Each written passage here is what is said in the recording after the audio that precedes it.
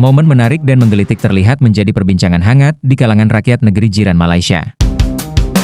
Foto tim Malaysia yang merayakan kemenangan 4-0 atas Vietnam telah dianugerahi penghargaan Momen Terbaik tahun ini. Surat kabar Malaysia SNS Sports memicu kontroversi dengan memilih foto tim nasional sepak bola Malaysia yang merayakan kemenangan 4-0 atas Vietnam dalam kualifikasi Piala Asia 2027 sebagai momen terbesar tahun 2025. Ini adalah pencapaian terbesar tahun ini bagi Harimau Malaya, julukan tim sepak bola Malaysia, setelah mengalahkan lawan terkuat di grup kualifikasi Piala Asia, dalam pertandingan yang sengit. Malaysia yang saat ini sedang menantikan keputusan sanksi dari AFC, sedang berharap-harap cemas. Di samping sanksi yang sudah dijatuhkan oleh FIFA, kini publik negeri jiran juga sedang menunggu sanksi berikutnya dari Federasi Sepak Bola Asia AFC. Jika sanksi dari kedua federasi sudah dijatuhkan, maka Harimau Malaya tinggal menerima kenyataan pahit yang harus dihadapi.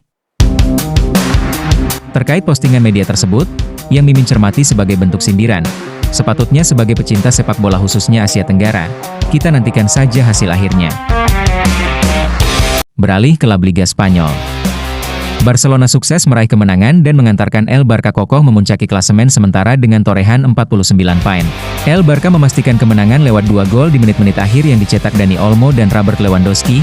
Kemenangan ini membuat Barcelona semakin kukuh di puncak klasemen dengan 49 poin, unggul 7 angka dari Real Madrid di posisi kedua. El Real baru akan bertanding pada Minggu saat menjamu Real Betis pukul 22.15 WIB. Sementara itu, Espanyol harus puas berada di peringkat 5 dengan koleksi 33 poin. Demikian dilansir laman resmi La Liga, Espanyol lebih dulu mengambil inisiatif serangan.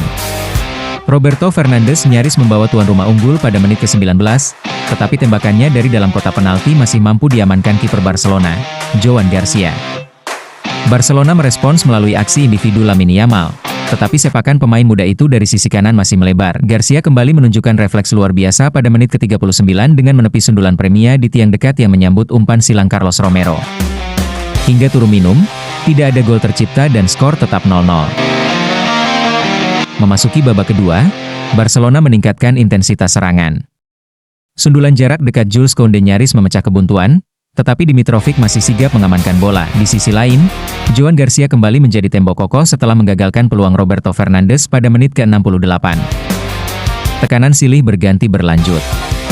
Dimitrovic melakukan penyelamatan penting pada menit ke-72 saat menahan sepakan jarak dekat Eric Garcia di tengah kemelut. Joan Garcia pun tidak kalah sibuk dengan menggagalkan tembakan Carlos Romero dari sisi kiri kotak penalti pada menit ke-76.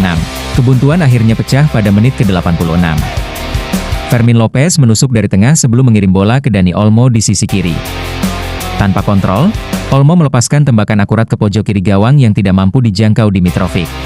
Barcelona memastikan kemenangan pada menit ke-90. Fermin Lopez kembali menjadi kreator dengan masuk ke kotak penalti dan mengirim umpan tarik yang disambut chip Robert Lewandowski untuk menutup laga dengan skor 2-0.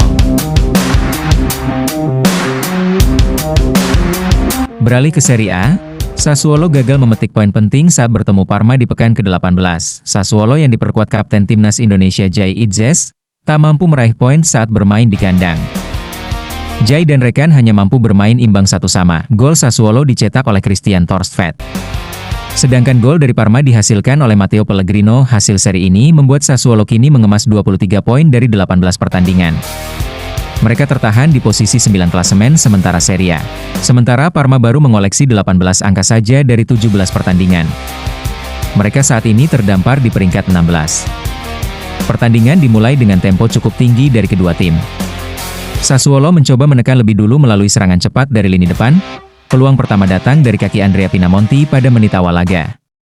Sayangnya, tembakan jarak jauhnya masih belum menemui sasaran. Parma membalas pada menit ke-10 melalui Matteo Pellegrino.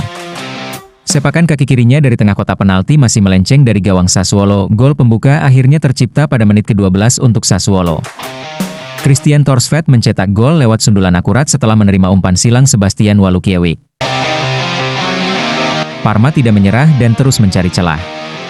Usaha mereka membuahkan hasil pada menit ke-24 ketika Matteo Pellegrino mencetak gol penyeimbang, menutup babak pertama dengan skor 1-1. Di babak kedua Sassuolo terus menggempur dengan ambisi meraih poin penuh. Namun, ketatnya pertahanan Parma membuat serangan selalu gagal.